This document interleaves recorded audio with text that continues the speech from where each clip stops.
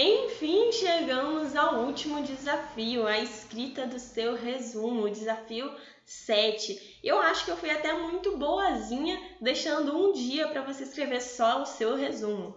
Por quê? Com o bônus que a gente tem lá embaixo do esqueleto do texto de um resumo, você consegue escrever isso daqui em 30 minutos, 1 hora no máximo. Porque assim, tá bem mastigadinho mesmo. Então, vamos lá para esse último desafio.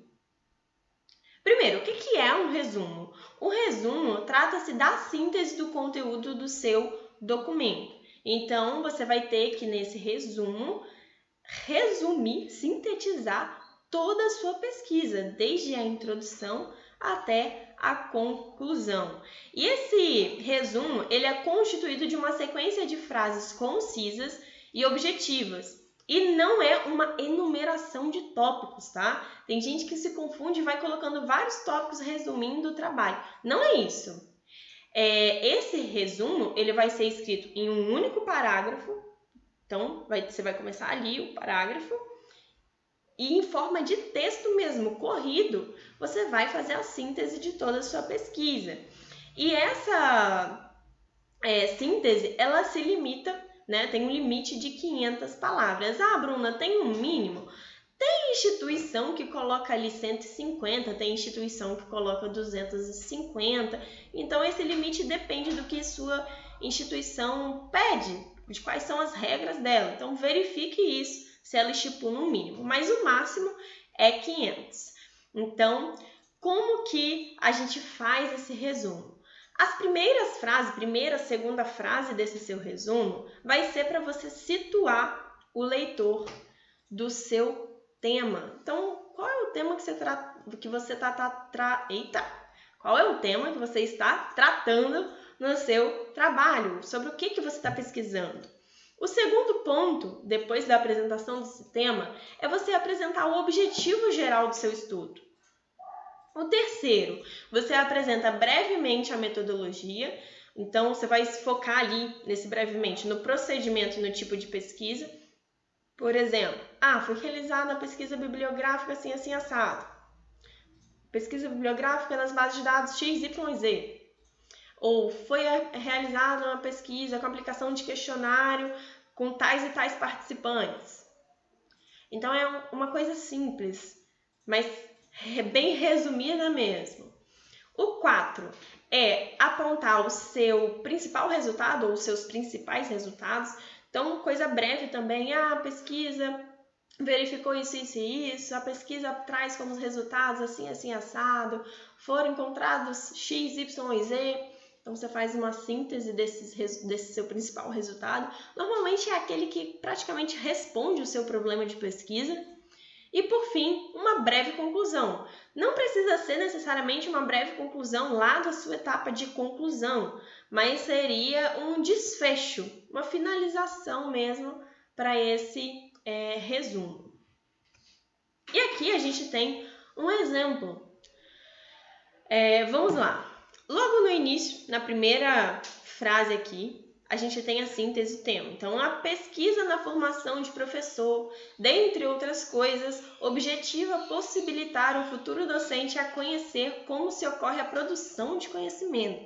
Então, aqui, a gente tem um resumo que foi, inclusive, escrito por mim. Eu gosto tanto de pesquisa que, normalmente, eu pesquiso sobre a pesquisa na formação do professor de biologia, ou pesquisa na formação, ou pesquisa na graduação, e etc.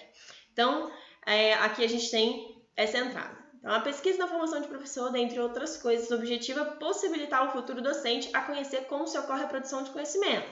Então, eu mostrei, olha, eu estou falando da pesquisa na formação de professor. Segundo, partindo deste princípio, o presente trabalho traçou como objetivo verificar a relevância da pesquisa para a formação do professor de biologia e o seu reflexo na prática docente. Os dados foram coletados mediante pesquisa bibliográfica no Google Acadêmico, breve metodologia. Os resultados apontam que a pesquisa é relevante na formação do professor de biologia e também em todas as outras áreas, pois a prática de realizar pesquisa reflete em sua atuação docente mediante a transposição do abstrato em concreto na sala de aula. Contudo, é importante ressaltar que apenas o fato do professor desenvolver pesquisa não garante a aprendizagem dos alunos. Então, eu trouxe aqui o meu principal resultado que eu encontrei. Olha, eu descobri que é isso. Encontrei esse resultado aqui. E concluo ali com um desfecho. Olha, acontece isso, mas isso aqui, né, não é o suficiente para que o aluno aprenda. Ele precisa também, né, de outros métodos e tal. Então, simples. Um resumo. Palavras-chave. O que é palavra-chave? Palavra-chave, normalmente, ela vem abaixo ali do resumo e você estipula de 3 a 5 palavras que vão definir todo o assunto do seu trabalho.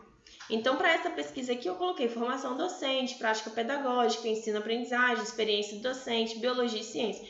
Aqui foi 5. Essas palavras, elas podem ser combinadas, por exemplo, ensino e aprendizagem, ou podem ser únicas. Aqui eu não coloquei nenhuma palavra única, né? Eram palavras duplas. Mas, enfim, são essas palavras que vão indicar os assuntos do seu TCC, de 3 a 5 que tu pode estar escolhendo. E aí a gente chega ao final do nosso desafio. E eu quero pedir um favor para que você responda para mim um questionário de satisfação, de sugestões, para eu saber o que eu posso melhorar, o que você gostou, o que você não gostou, o que você mudaria, se você tem alguma contribuição para me fazer e também para você me dar o seu feedback, porque eu vou adorar saber se você gostou desse desafio, se você entendeu, se você conseguiu aplicar, em quanto tempo você conseguiu escrever o seu trabalho. Então você pode estar me contando tudo isso no comentário aqui dessa aula, ou você pode estar respondendo ao formulário que eu vou deixar na aula logo aqui embaixo, tá bom?